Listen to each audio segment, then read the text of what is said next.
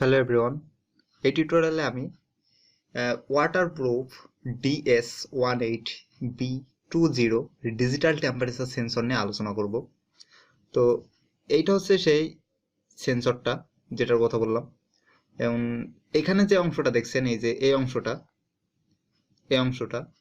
এটা হচ্ছে আপনার 6 মিলিমিটার থাকে হচ্ছে ডায়ামিটারে, এবং লম্বাই বা এটার যে হাইট এটা হচ্ছে আপনার 50 মিলিমিটার। ওকে, এবং এই অংশটাই সেই ওয়াটার প্রুফ। ক্লিয়ার? ওয়াটার বা যে কোনো ধরনের লিকুইড প্রুফ।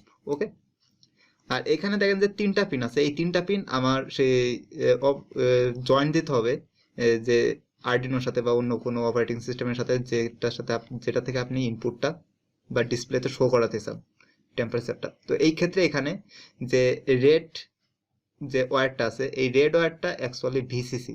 ওকে, আর এখানে দেখেন যে যে ব্ল্যাক ওয়্যারটা আছে এটা হচ্ছে গ্রাউন্ড, এবং ইয়েলো যেটা আছে এটা হচ্ছে ডাটা, অর্থাৎ ডাটা এটা নিবে। ওকে, তো কোথা থেকে নেবে? অ্যাকচুয়ালি যে লিকুইডের যে টেম্পারেচার ওইটা হচ্ছে এই ডাটা হিসেবে এটা সংরক্ষণ করবে। Clear?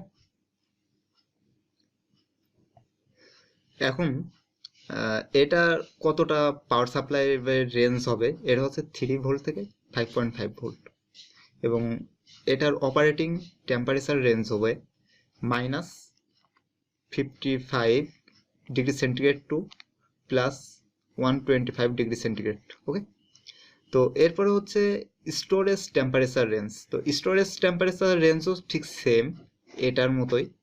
R accuracy over the range এটা হচ্ছে +-0.5 ডিগ্রি সেন্টিগ্রেড। ক্লিয়ার? আর এই 3টা পিন হচ্ছে আপনার ফিমেল হেডার হাউজিং এর ক্ষেত্রে ইউজ করা হয়। তো ফিমেল হেডার হাউজিং এর যে পিনটা আছে ওইটার ভিতরে এটা ইনপুট করাতে হবে। ক্লিয়ার? কারণ এইটা ছিল হচ্ছে এই সেন্সরের কাজ। এবং যদি বলা যায় তো পিন ডেফিনেশনের ক্ষেত্রে রেড হচ্ছে, আবার বলতেছি, রেড হচ্ছে ভিসিসি, ইয়েলো হচ্ছে ডাটা নিবে, এবং ব্ল্যাক হচ্ছে গ্রাউন্ড হিসেবে কাজ করবে। ওকে, তো এই ছিল মোটামুটি এই সেন্সরের কাজ। আর এছাড়া নেক্সট টিউটোরিয়ালে আমি এটা কিভাবে আর্ডিনোর সাথে কানেক্ট দিতে হবে এবং ডাটা ইনপুট করতে হবে এই সম্পর্কে ভিডিও বানাবো। সো থ্যাংক ইউ এভরিওয়ান, দেখা হবে নেক্সট টিউটোরিয়ালে।